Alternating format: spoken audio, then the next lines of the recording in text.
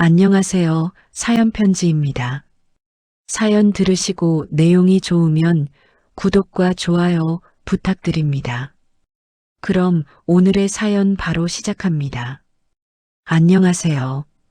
저는 10년째 보험 설계사로 일하며 한 가정을 꾸려온 수진이라고 합니다.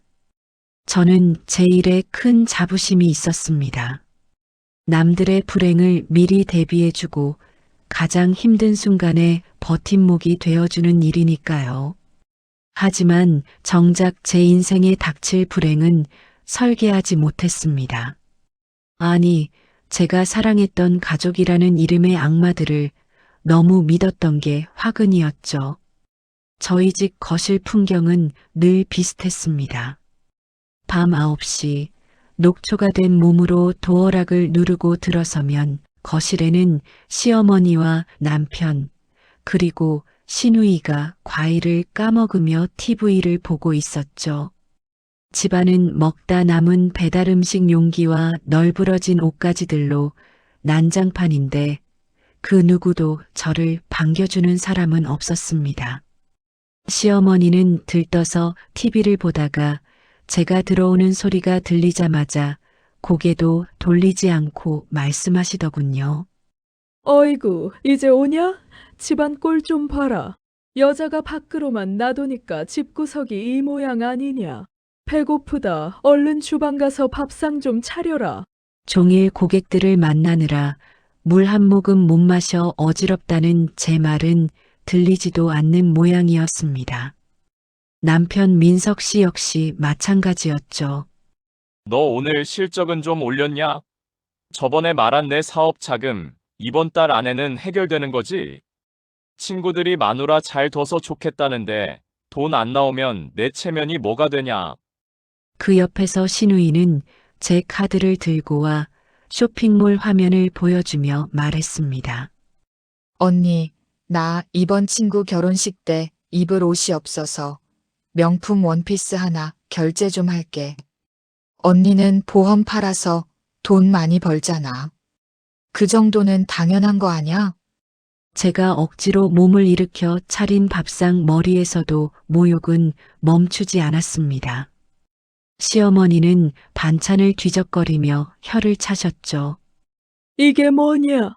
생선 하나 안 굽고. 너는 보험 설계사라면서 말만 번지르르 하지 살림은 빵점이야. 우리 민석이가 너 같은 애랑 결혼해 준 걸 감사하게 생각해라. 기가 막혔습니다. 어머니 당뇨 약가, 시누이 카드가, 남편의 외제차 할부금까지 전부 제가 벌어온 돈인데 말이죠. 참다 못해 한마디 하면 남편은 숟가락을 탁 놓으며 버럭 소리를 질렀습니다. 야, 너 지금 유세 부리냐? 돈 좀 번다고 남편 무시해? 네가 밖에서 잘 나간다고 집에서도 여왕님처럼 대우받고 싶어 그러는 거냐? 방으로 들어와 혼자 가슴을 움켜쥐고 한참을 울었습니다. 가슴을 파고드는 통증보다 더 아픈 건 저를 사람이 아닌 돈 버는 기계로만 보는 식구들의 차가운 시선이었죠. 그때 느꼈던 가슴의 멍울이 예사롭지 않다는 걸 직감적으로 알았습니다. 거실에서는 식구들이 제가 사다 놓은 과일을 먹으며 하하호 웃는 소리가 들려왔지만 그 밤 저희 방 안은 지독하게도 고요하고 차가웠습니다. 결국 다음 날 저는 홀로 병원을 찾았습니다. 그리고 제 인생을 송두리째 뒤바꿀 그 말을 듣게 되었습니다. 암입니다. 그것도 유방암 3기예요. 암이라는 말을 듣고 병원 복도에 앉아 한참을 멍하니 있었습니다. 죽음이라는 공포보다 먼저 밀려온 건 이제 나는 돈을 못 벌 텐데 우리 가족들은 어쩌나 하는 바보 같은 걱정이었죠. 무거운 발걸음으로 집에 돌아와 겨우 입을 뗐습니다. 암이래요. 유방암 3기라네요. 제 말이 끝나자마자 거실엔 정적이 흘렀습니다. 슬퍼해 줄 거라 믿었던 제 기대는 1초 만에 무너졌죠. 시어머니는 제 건강보다 돈 걱정부터 하셨습니다. 아니, 그럼 이제 네 벌이는 어찌 되는 거냐? 우리 민석이 사업 자금은? 내 약값은? 남편 민석 씨도 짜증 섞인 목소리로 거들더군요. 하필 이럴 때 너 관리 좀 잘하지 그랬냐? 나 지금 중요한 계약 앞두고 있는데 네 병수발까지 들게 생겼어. 서러움에 방으로 들어가 이불을 뒤집어 쓰고 울고 있는데 밖에서 수군거리는 소리가 들렸습니다. 남편과 시어머니가 서랍을 뒤지며 뭔가를 찾는 듯 하였습니다. 갑자기 방문이 열리더니 남편이 저를 끌어안고 통곡을 하기 시작했습니다. 수진아, 미안해. 내가 너무 놀라서 말이 헛나왔어. 나 너 없으면 못 살아. 어떻게든 너 살릴 거야. 시어머니도 제 손을 꼭 잡고 눈물을 뚝뚝 흘리시더군요. 애미야, 내가 죽을 죄를 졌다. 너 고생만 시켜서 병이 난 거야. 이제부터 이 시어미가 너 손가락 하나 까딱 안 하게 해줄게. 그날부터 저희 집은 말 그대로 천국이 되었습니다. 아침마다 시어머니는 손수 끓인 전복죽을 들고 제 침대맡으로 오셨고 시누이는 제 다리를 주무르며 언니, 내가 그동안 철이 없었어. 이제 내가 다 할 테니 언니는 쉬기만 해. 라며 살갑게 굴었습니다. 무엇보다 남편 민석 씨의 변화가 놀라웠습니다. 회사까지 휴직하고 제 병원 스케줄을 전부 챙기며 항암 치료로 머리카락이 빠질까봐 미리 예쁜 모자들을 한가득 사오더군요. 수진아, 아무것도 필요 없어. 내 옆에만 있어줘. 베테랑 보험 설계사로 10년을 일하며 수많은 사람을 겪었지만 저는 제 가족들의 이 변화를 의심하지 않았습니다. 오히려 내가 아프고 나서야 우리 가족이 진짜 가족이 되었구나 하며 눈물겨운 감사함을 느꼈죠. 암이라는 불행이 저에게는 오히려 가족의 사랑을 확인할 수 있는 기적처럼 느껴졌습니다. 하지만 그 기적은 저를 살리기 위한 것이 아니라 제가 남길 5억이라는 돈을 가장 편안하게 가로채기 위해 그들이 설계한 정교한 무대였다는 걸 저는 꿈에도 몰랐습니다. 그들은 제가 가장 행복하게 웃으며 세상을 떠나길 기다리고 있었습니다. 그래야 의심 없이 그 돈이 본인들 주머니로 들어올 테니까요. 시댁 식구들의 변화는 그야말로 영화의 한 장면 같았습니다. 저를 멸시하던 시어머니는 이제 아침마다 제 방으로 따뜻한 사과즙을 내오셨습니다.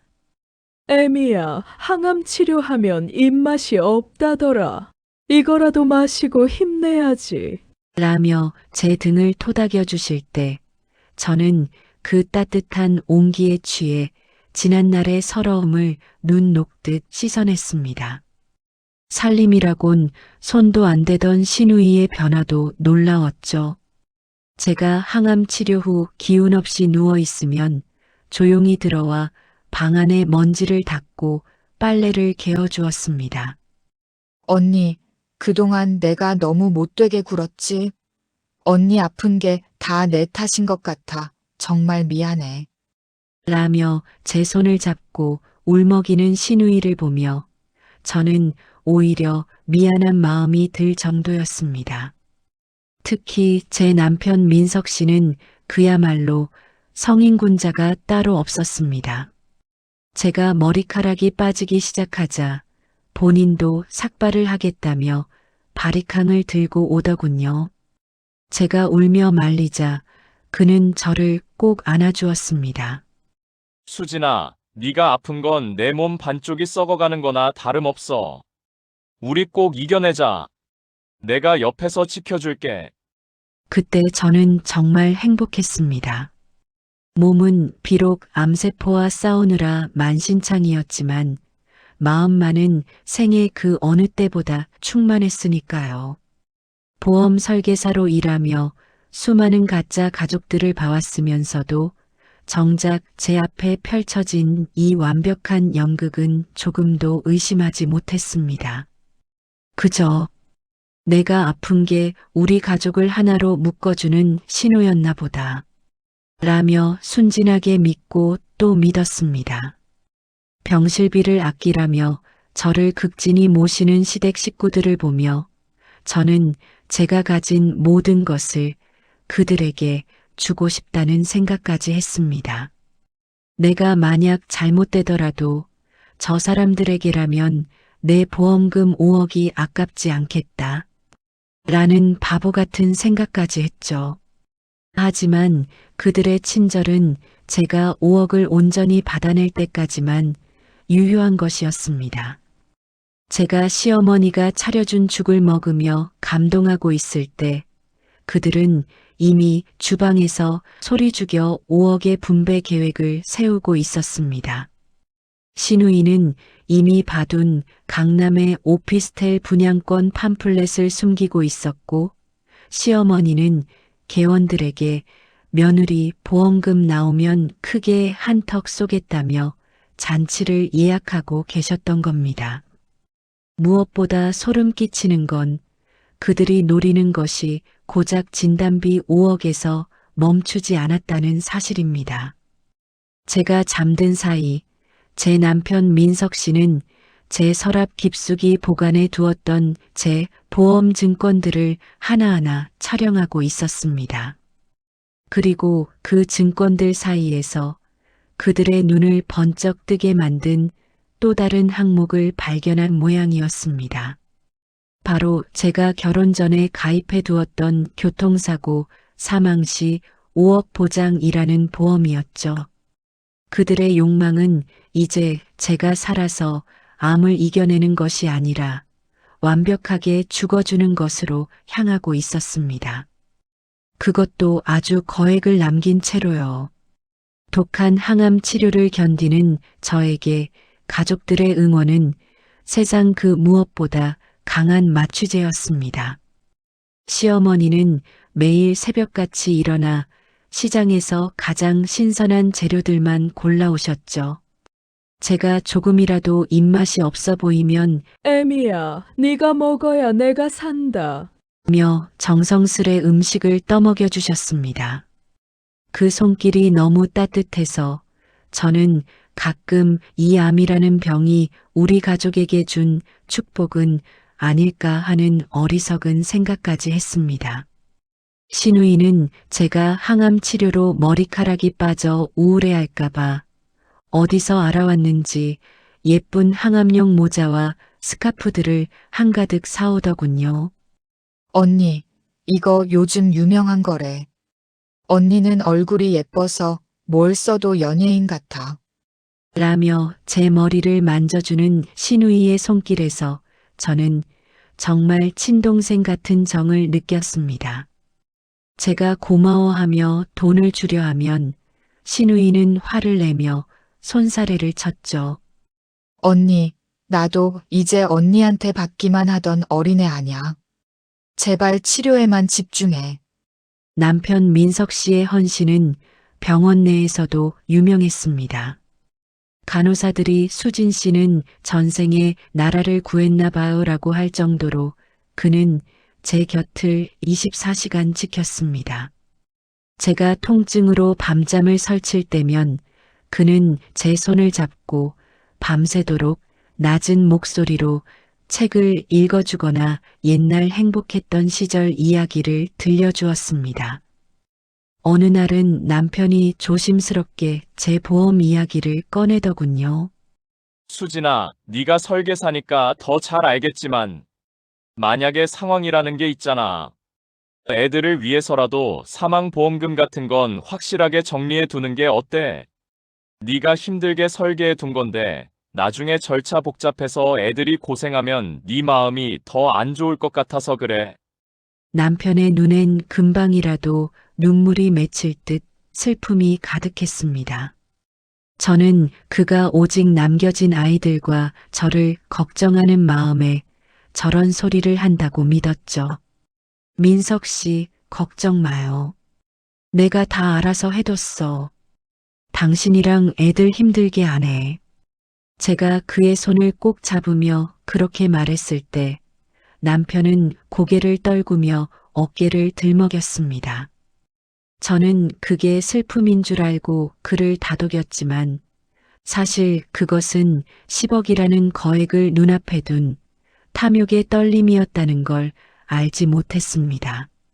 시댁 식구들은 이제 저를 위해 힐링 여행을 계획하기 시작했습니다. 애미야, 병실에만 있으니 얼굴이 더 창백해진다.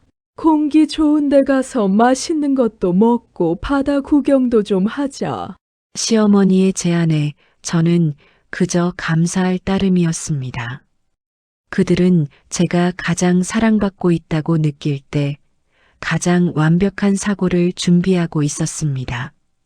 제가 그들을 믿으며 행복한 미소를 지을수록 그들이 쳐놓은 10억짜리 거미줄은 제 목을 서서히 조여오고 있었습니다. 시댁 식구들이 제안한 힐링 여행 날짜가 다가올수록 집안 분위기는 이상하리만큼 들떠 있었습니다.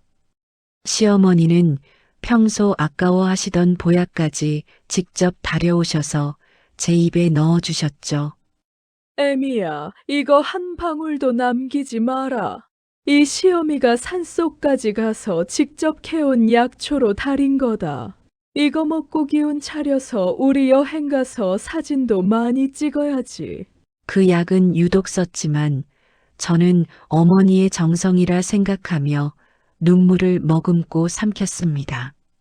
제가 약을 다 마시는 걸 확인하고서야 비로소 안심한 듯 미소 짓는 어머니를 보며 저는 제가 정말 큰 사랑을 받고 있다고 착각했습니다.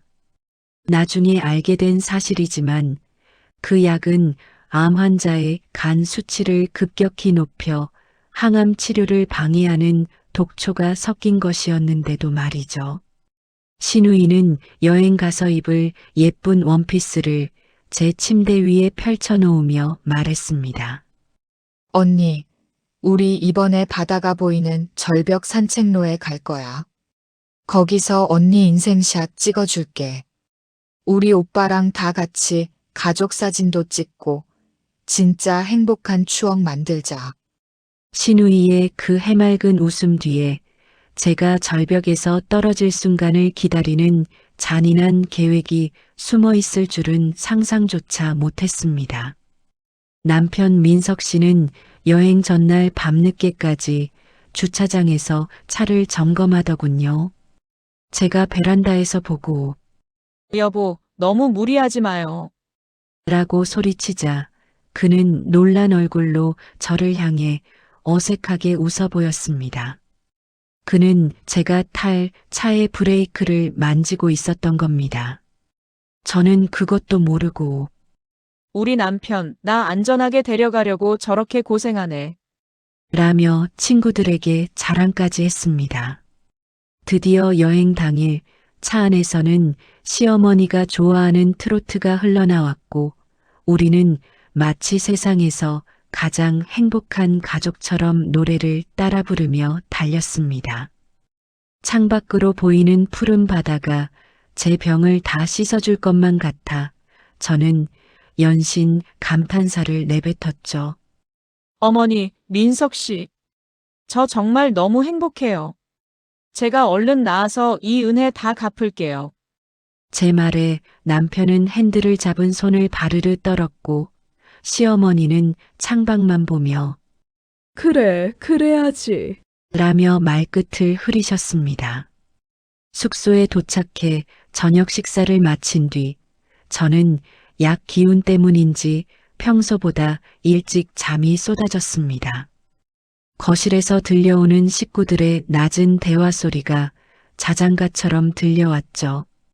그런데 잠결에 들려온 남편의 목소리가 제 귓가를 서늘하게 스쳤습니다. 엄마, 내일 아침 일찍 절벽 산책로 갈 때, 그때가 제일 사람 없을 시간이지? 한 번에 끝내야 해. 그래야 사고사로 처리하기 쉬워. 그 뒤를 잇는 시어머니의 목소리는 더 차가웠습니다. 걱정 마라. 내가 약도 충분히 먹여놨으니 정신이 몽롱해서 발 헛디뎠다고 하면 그만이다. 10억만 들어오면 우리 고생 끝이야. 저는 제가 꿈을 꾸고 있다고 생각했습니다. 아니야. 내가 항암제 때문에 환청을 듣는 걸 거야. 그럴 리가 없잖아. 나를 위해 저렇게 울던 사람들인데. 저는 애써 눈을 감고 귀를 막았습니다. 하지만 가슴속 깊은 곳에서 베테랑 보험 설계사로서의 본능이 차갑게 깨어나고 있었습니다. 그건 제가 10년 동안 수없이 봐왔던 보험금을 노린 완벽한 사고의 시나리오였으니까요. 여행지의 아침은 눈이 시리도록 푸르고 평온했습니다.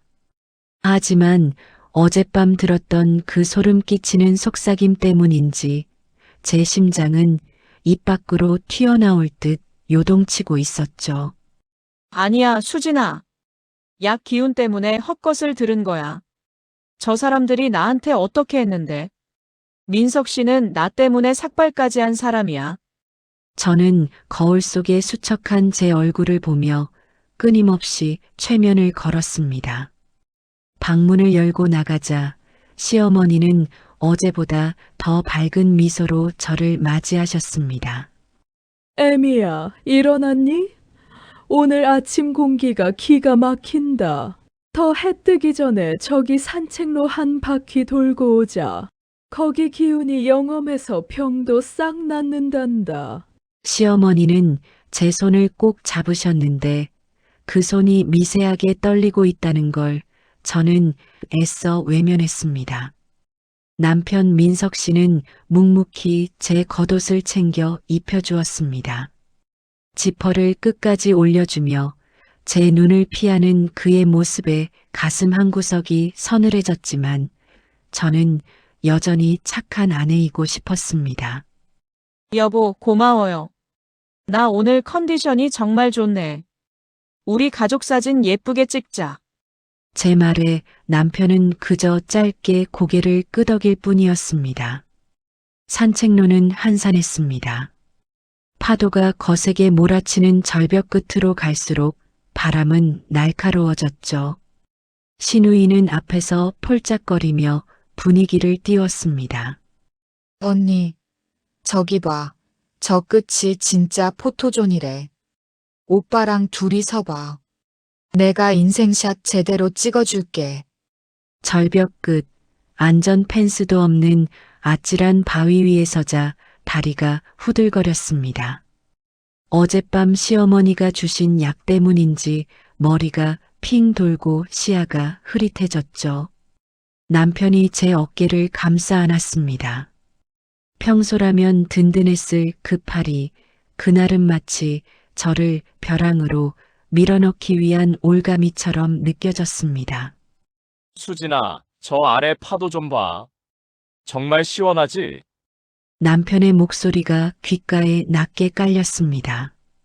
저는 눈을 감고 그의 가슴에 기대었습니다. 여보, 제발. 제발 아니라고 해줘. 나를 사랑한다고 한 번만 더 말해줘. 속으로 수천 번을 빌었습니다.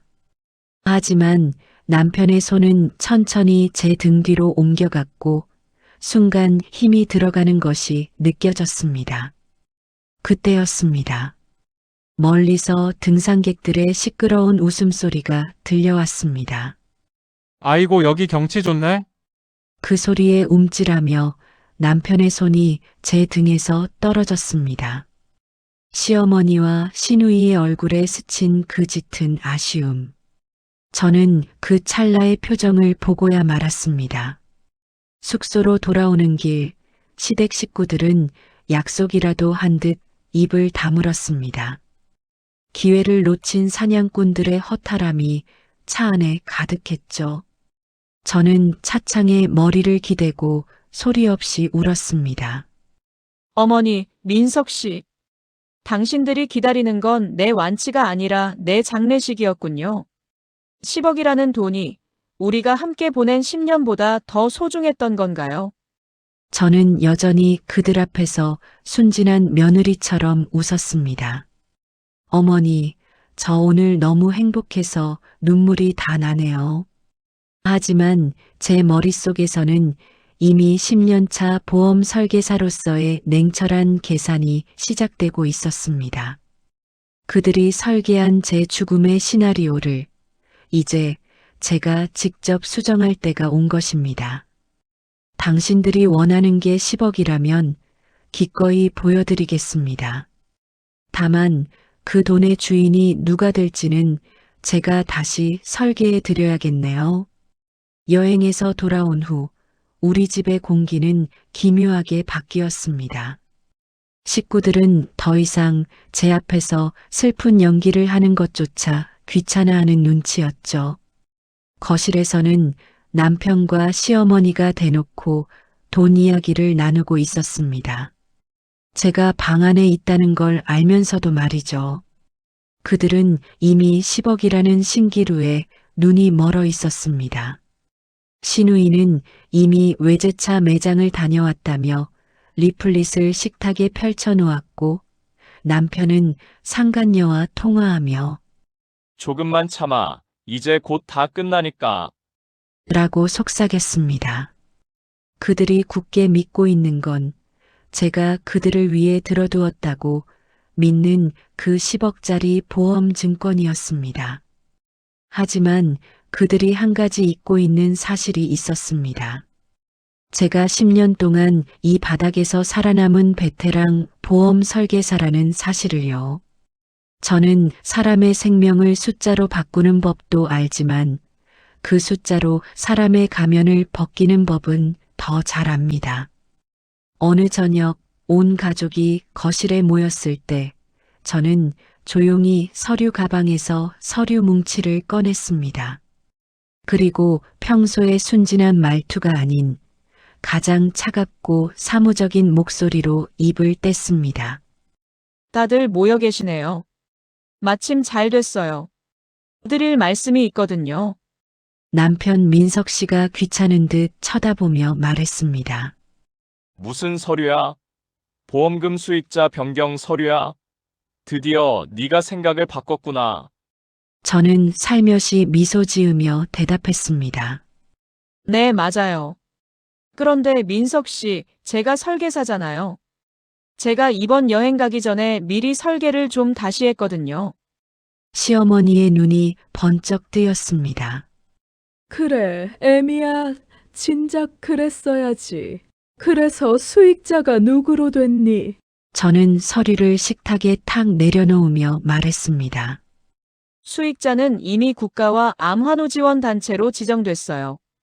그리고 당신들이 제 보약에 섞었던 독초 성분 분석표, 그리고 지난 여행 때 절벽에서 저를 밀려고 했던 블랙박스 영상.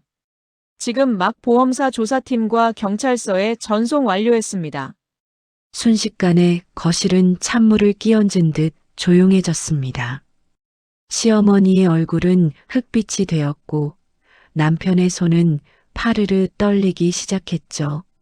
무슨 소리야? 수진아, 너 미쳤어? 우리 가족이 너한테 어떻게 했는데?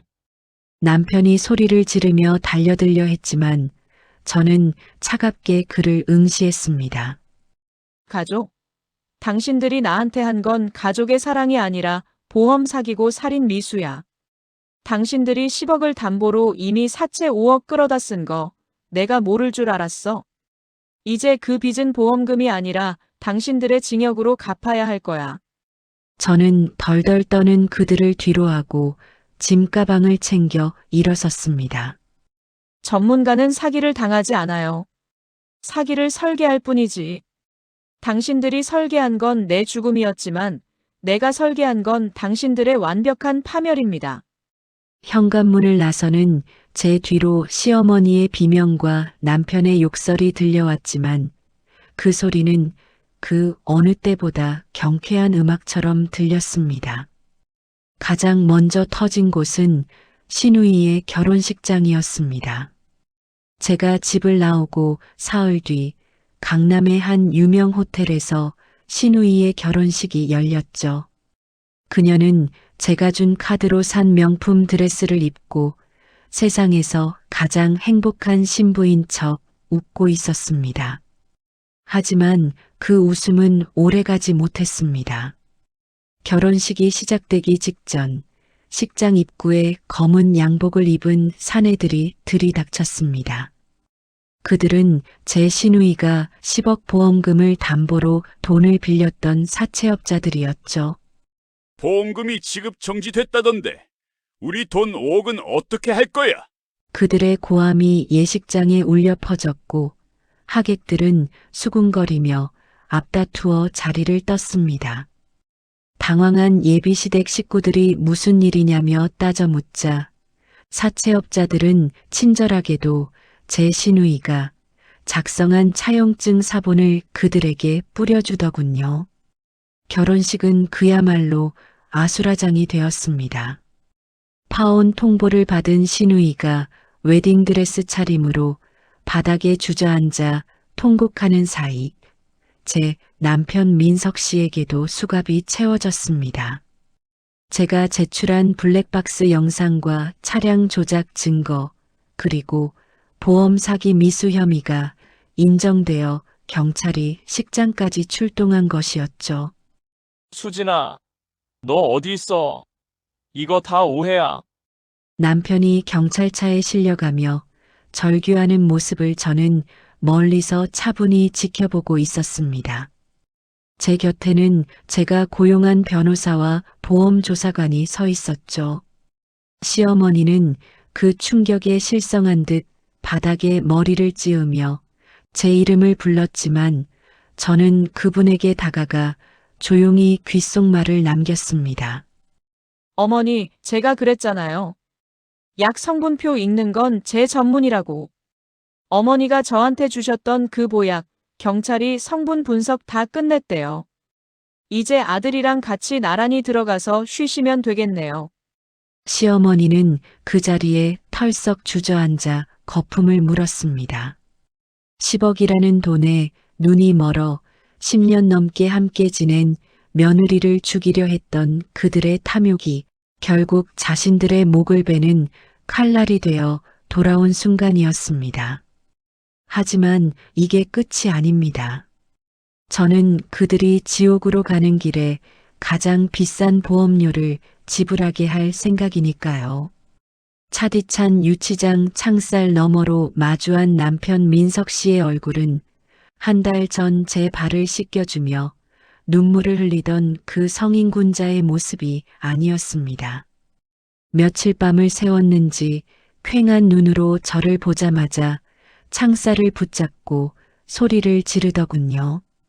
수진아, 이거 다 오해야. 내가 얼마나 너를 사랑하는데 그 블랙박스 영상은 그냥 농담이었어. 제발 고소 취하하고 보험금 수익자만 원래대로 돌려줘. 그럼 우리 예전으로 돌아갈 수 있어. 그 처절한 국어를 보며 저는 참아왔던 웃음이 터져나왔습니다. 민석 씨, 아직도 상황 파악이 안 돼. 당신이 사랑한 건 내가 아니라 내 이름 뒤에 붙은 10억이라는 숫자였잖아. 그리고 예전으로 돌아가자고. 아니, 당신은 이제 돌아갈 집조차 없어. 당신 엄마랑 동생이 그 가짜 보험, 증권담보로 사채 5억 쓴 거, 그거 당신 연대보증인으로 되어 있더라. 감옥에서 나가도 당신 평생 그 빚 갚으며 살아야 해.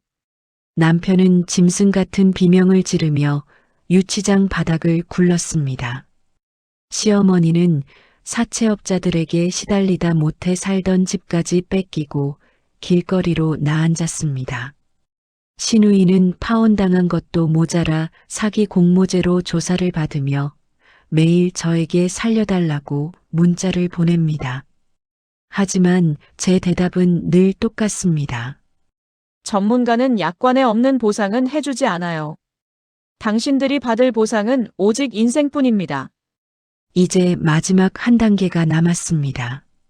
이 모든 악마를 제 인생에서 완벽하게 지워버리고 제가 가졌던 10억이라는 설계도를 완성하는 일 말이죠. 수술실로 들어가기 전 저는 마지막으로 변호사를 통해 판결문을 전달받았습니다. 제 남편 민석 씨는 살인 미수와 보험 사기 미수 혐의로 징역 10년의 중형을 선고받았습니다.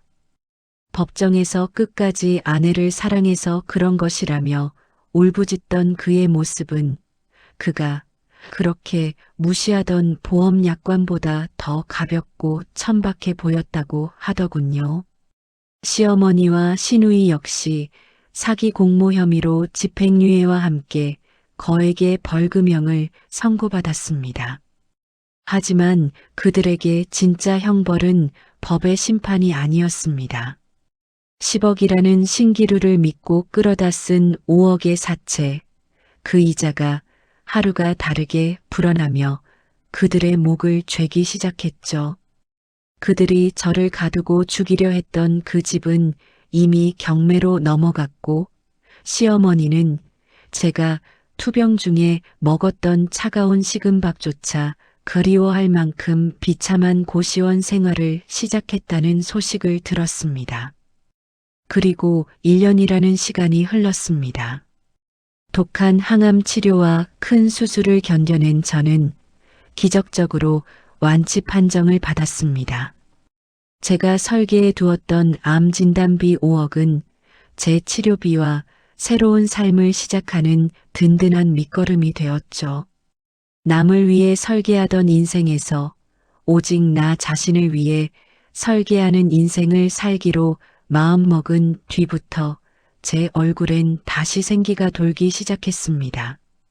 저는 지금 저와 같은 아픔을 겪는 환우들을 돕는 보험 전문가로서 그들의 권리를 지켜주는 일을 하고 있습니다.